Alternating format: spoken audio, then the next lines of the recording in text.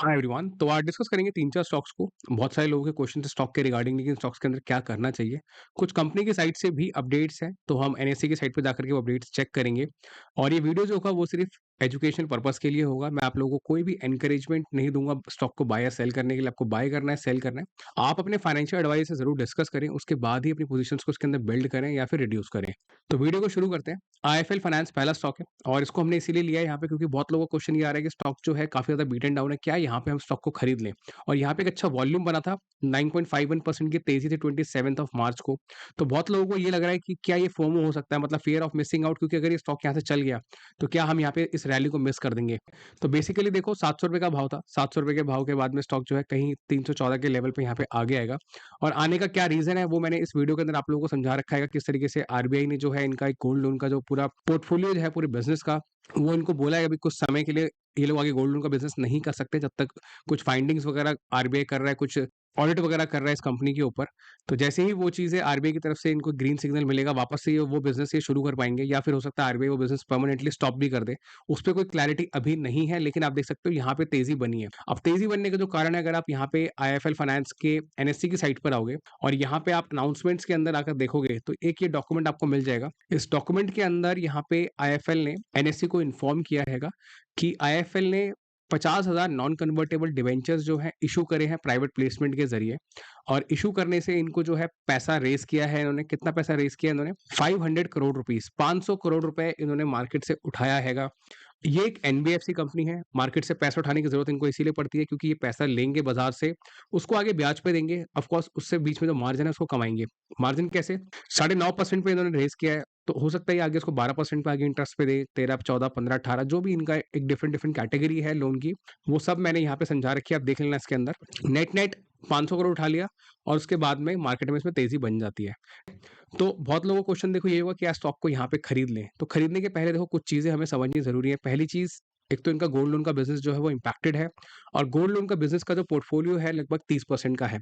तो 30% का बिजनेस जो है इनका लगभग मार्च 1 तारीख से लेकर के अभी तक थोड़ा सा होल्ड पर है। उसमें कोई भी ये लोग बिजनेस आगे कर नहीं रहे हैं। इनका जो है हाउसिंग का बिजनेस चल रहा है, बाकी और कैटेगरी जो है इनकी माइक्रो फाइनेंस की, वो वाले लोन्स इनके चल रहे हैं, आगे वो चलते रहेंगे। नेट नेट प्राइसिंग के हिसाब से बहुत ही ल्यूक्रेटिव है। वैल्यूएशंस अगर देखी जाए, वैल्यूएशंस कम हो गई हैं क्योंकि जब हमने डिस्कस किया तब ये कहीं यहाँ 400 के भाव पे था, अब और सस्ता हो गया स्टॉक। सबसे इंपॉर्टेंट चीज, प्राइस टू बुक वैल्यू 1.31 पे आ गया, बहुत सस्ता हो गया स्टॉक। 1.31 पे आने का मतलब ये है, अगर आप यहाँ प्राइस टू बुक देखोगे इसका, तो कहीं ना कहीं इसका प्राइस टू बुक जो है ट्रेड कर रहा था लॉन्ग टर्म के हिसाब से 3 के आसपास कर रहा था, और अभी ये 1.3 पे आपको मिल रहा है। लगभग मुश्किल से अभी 10-12 महीने के अंदर इसमें इतना गिरावट हो गई है। तो नेट नेट वैल्यूएशन बहुत सस्ता यहाँ पे नजर आता है। प्राइस जो स्टॉक का मल्टीपल है, प्राइस टू अर्निंग मल्टीपल 7.2 का है, ये भी बहुत सस्ता हैगा।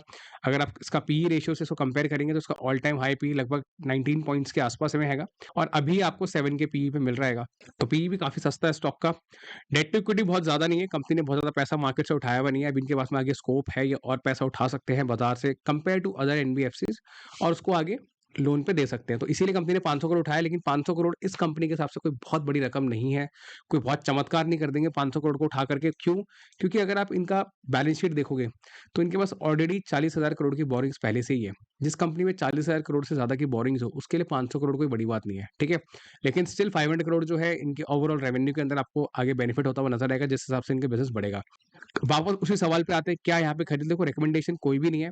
अगर आपका लॉन्ग टर्म का व्यू है, आप एक रिस्क ले सकते हो। रिस्क ये है कि अगर कंपनी का जो गोल्ड लोन का बिजनेस है, अगर वो आरबीआई ने बंद कर दिया, चांसेस कम है बंद करने के, ठीक है। बंद इसीलिए क्योंकि देखो आरबीआई किसी का चलता हो बिजनेस एकदम से ऐसे किसी भी रेगुलेटरी इशू की वजह से एकदम बंद नहीं कर सकता। हो सकता है इनको पेनल्टी वगैरह लग जाए, आरबीआई इनको कुछ शॉर्ट टर्म के लिए स्टॉप कर दे उसको, लेकिन एकदम एब्रप्टली बंद करना थोड़ा सा वो मुझे लगता है कि वो ऐसा नहीं होगा। लेकिन ऑफ कोर्स मार्केट है, मार्केट में कुछ भी हो सकता है, बहुत सारी चीजें प्ले आउट हो जाती हैं।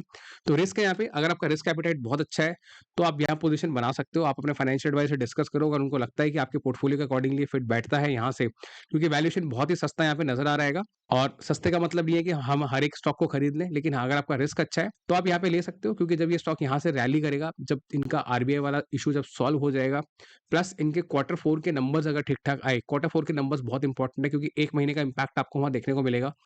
इनके बुक्स के अंदर कितना रेवेन्यू का इम्पैक्ट वगैरह आता है, ठीक है? तो लॉन्ग स्टोरी शॉर्ट यही है कि अगर आपका रिस्क एपेटाइट अच्छा है तो आप यहाँ पे खरीद सकते हो। अगर आपको रिस्क नहीं लेना है, आपको कोई सेफ बेट चाहिए, तो ये स्टॉक आपके लिए नहीं है। नो डाउट ये स्टॉक यहाँ से चलेगा तो डेफिनिटली अपने ऑल टाइम हाई को ब्रेक करेगा, क्योंकि आगे जब इंटरेस्ट रेट कट होगा तो इंटरेस्ट रेट कट होने से इन कंपनीज को बेनिफिट ही होगा। जितनी डेट इन्होंने मार्केट से उठा रखी है, इस डेट के अंदर जितना भी वेरिएबल डेट होगा ना, एक होता है फिक्स डेट, एक होता है वेरिएबल डेट। फिक्स के अंदर जितना ब्याज फिक्स है वो उनको पे करना पड़ेगा, लेकिन वेरिएबल में ये होता है मार्केट अगर ऊपर जाएगा तो ऑफ कोर्स ब्याज भी ऊपर जाएगा, और मार्केट अगर नीचे जाएगा तो वो ब्याज की दर इनकी नीचे आएगी। तो इन जो इंटरेस्ट कॉस्ट की जो इम्पैक्ट यहाँ पे इनको आती है ना, इंटरेस्ट जो यहाँ पे ये पे करते हुए देख रहे हो आप 3,3200, ये कम हो जाएगा तो डेफिनेटली इनका नेट प्रॉफिट बढ़ेगा। तो जितनी भी एनबीएफसी बैंक्स हैं आगे रेट कट के हिसाब से इनको बेनिफिट होने वाला हैगा, ठीक है? तो आपका रिस्क एपेटाइट अच्छा है तो आप इसे कंसिडर कर सकते हो, और यहाँ काफी अच्छा एक लो दिख रहा हैगा। और एक और इंपॉर्टेंट चीज, इसका सपोर्ट कहाँ बनेगा मैं आपको वो बता देता हूँ। इसका सपोर्ट मैंने आपको पहले ही बताया था, यहाँ पे था सपोर्ट, और ये स्टॉक यहाँ पहुंच चुका है, 400 से इस लेवल पे आ गया है। अब अगर ये स्टॉक में मार्केट में सेंटिमेंट्स और नेगेटिव होंगे तो ये आपको 270 के लेवल, 280 के लेवल भी दिखा देगा।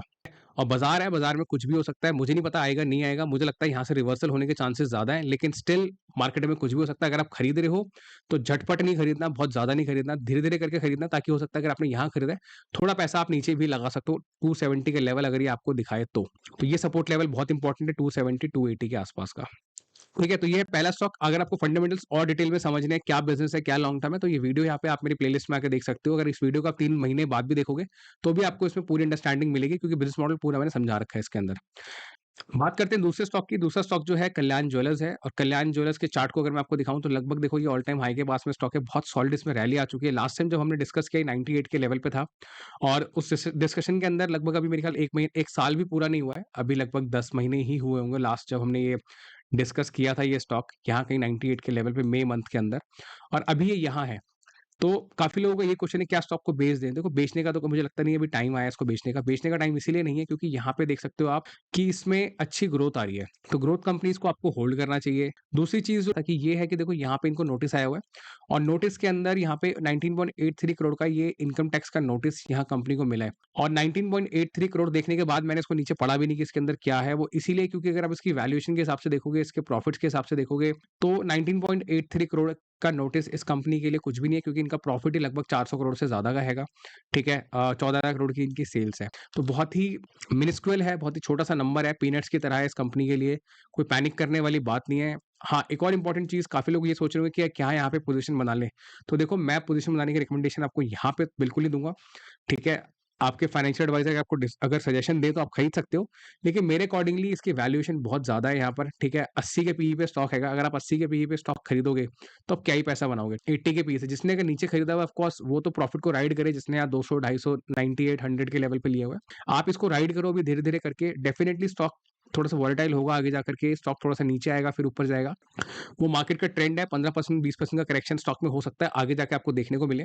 कोई बड़ी बात नहीं है, अगर आप इसको मजबूती से होल्ड करोगे, लॉन्ग टर्म व्यू लेके चलोगे और आगे 1 साल 2 साल का बुल रन के सेंटिमेंट्स में अगर आप प्रॉफिट को राइड करोगे, तो आपको अच्छा प्रॉफिट आगे 1 साल 2 साल के अंदर और मिल सकता है, क्योंकि कंपनी में ग्रोथ आ रही है, कंपनी नए-नए स्टोर्स ओपन कर रही है, और वो जो नए स्टोर्स हैं उनसे इनका रेवेन्यू बढ़ रहा है, और रेवेन्यू बढ़ने के साथ-साथ क्लियर चीज़ ये है कि यहाँ पे देख रहे हो आप अर्निंग पर शेयर इंक्रीज़ हो रहा है, अर्निंग पर शेयर के साथ-साथ इसका जो प्राइस टू अर्निंग मल्टीपल है, वो अच्छी ग्रोथ यहाँ दिखा चुका हैगा। स्टॉक तभी गिरेगा जब या तो कंपनी में ग्रोथ बंद हो जाएगी, यहाँ पे ग्रोथ जो आप देख रहे हो ये बंद हो जाएगी, ग्रोथ नहीं आएगी, या फिर टाइटन गिरेगा, क्योंकि टाइटन जो है मार्केट का लीडर है। टाइटन में अगर आगे प्रॉब्लम आती है, टाइटन का पीई अगर श्रिंक होगा, तो कहीं न कहीं कल्याण ज्वेलर के अंदर भी थोड़ा बहुत आपको एक इम्पैक्ट आता हुआ नज़र आएगा, ठीक है?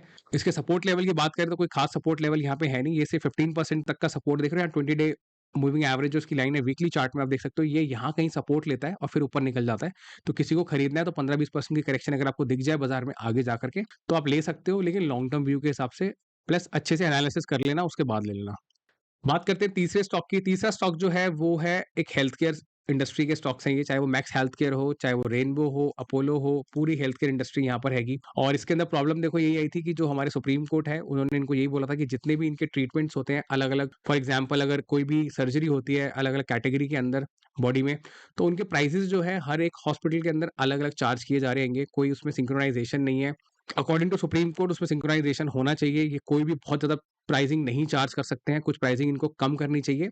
तो उसके ऊपर उनका एक वर्डिक्ट जो है अभी पेंडिंग है। उन्होंने इन हॉस्पिटल्स को यही बोला है कि आप लोग जो है अपनी लिस्ट हमारे साथ में शेयर करो, क्या प्राइस वगैरह आप लोग चार्ज करते हो। तो उस पे अभी कोई अपडेट नहीं आया है, क्योंकि मैंने यहाँ डॉक्यूमेंट्स वगैरह देख लिए हैं। आप न्यूज़ वगैरह भी सर्च करोगे तो आपको ये नॉर्मल यहाँ पे इंपॉर्टेंट अपडेट्स वगैरह मिलेंगे। आप एनएससी की साइट पे जाओ, इन अलग-अलग कंपनीज़ को अगर सर्च करोगे। लेकिन मैंने ये आपके साथ में इसीलिए शेयर कर रहा हूँ, क्योंकि बहुत लोग यही पूछ रहे हैं कि क्या स्टॉक को खरीद लें, क्योंकि यहाँ पे देखो आपको थोड़ी-सी तेज़ी बनती हुई नज़र आ रही है। और तेज़ी बनने का मतलब ये है, अगर आप डेली चार्ट में देखोगे यहाँ पर, तो यहाँ कहीं पे देखो ये इसने हाई बनाया 900 के लेवल पे। यहाँ बार ये 2 बार गिरा, 6-6% से स्टॉक में गिरावट आई।